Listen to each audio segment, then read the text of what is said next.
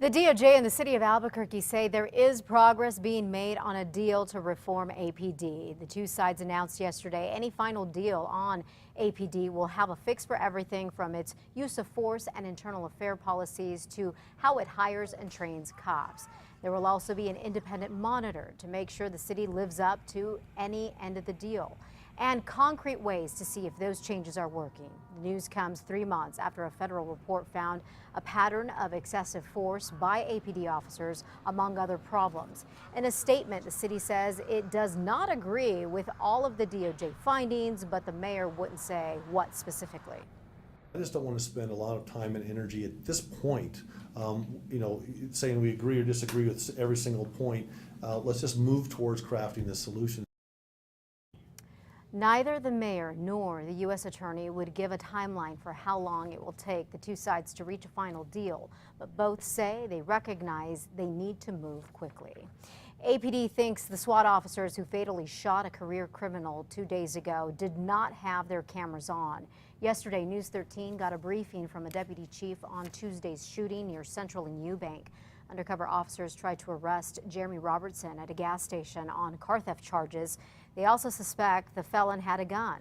The suspect bolted from the gas station after seeing the cops, went through a field and into a neighborhood. He begins to flee from them, pulling a pistol from his waistband as he's running. One detective deployed a taser trying to incapacitate him, but it failed. It did not hit him.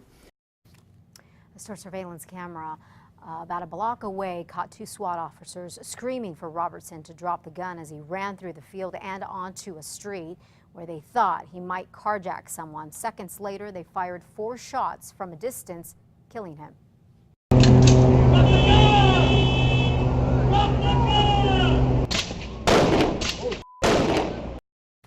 Well, as we mentioned, the SWAT officers who fired Anthony Sedler and Ramon Ornelas had helmet cams, but may have not turned them on. This is Officer Ornelas' second fatal shooting, Sedler's third.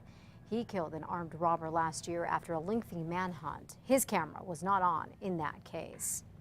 MMA fighter Joseph Torres will not face charges for fatally stabbing a burglar inside his Las Cruces home on January 1st. Authorities say Sal Garces and 2 others forced their way into Torres' home, while Torres, his fiancée, and their young child were inside. Officials say Torres also beat up the other suspects involved in the break-in. They were arrested. Now, prosecutors say a thorough investigation shows the stabbing was legally justified. District court officials say someone is trying to scam Bernalillo County residents. Big heads up for you here. They say people are being contacted by phone to alert them that a judge has issued a warrant for their arrest for failing to appear for jury duty. The caller asks for personal information and demands money. Officials say do not fall for this. An accused drunk driver who killed someone may be looking at a longer sentence after all. You see, paperwork mishaps that happened between the DA and a judge that were pitted against each other came to a head recently. We recently introduced you to Cristina Montoya on special assignment. Montoya, who was accused of driving drunk and killing her own niece, had a separate DWI conviction overturned last month because Valencia County prosecutors did not show up for her appeal hearing. Prosecutors claim they were given notice. Here's what the judge had to say about that in court yesterday. I cannot be having you and my staff essentially in a shouting match to decide whether something did or did not happen. So the judge did reluctantly agree to rehear the appeal in August. Montoya says she was not drunk and only failed a field sobriety test because she claims she had a medical episode, something prosecutors say is bogus. A conviction in that case is significant because if Montoya is found guilty of vehicular homicide in her niece's death, it will count as a second DWI conviction, which could add 4 more years to her sentence. New this morning, researchers are calling it a shocking loss of groundwater in the Southwest, and it is based on NASA's satellite measurements.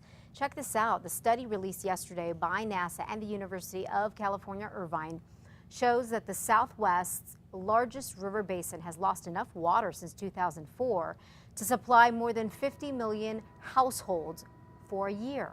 It shows the more than 75% of that loss in the Colorado Basin is indeed groundwater. Bad news for Carlsbad this morning. Looks like 185 people are going to be losing their jobs.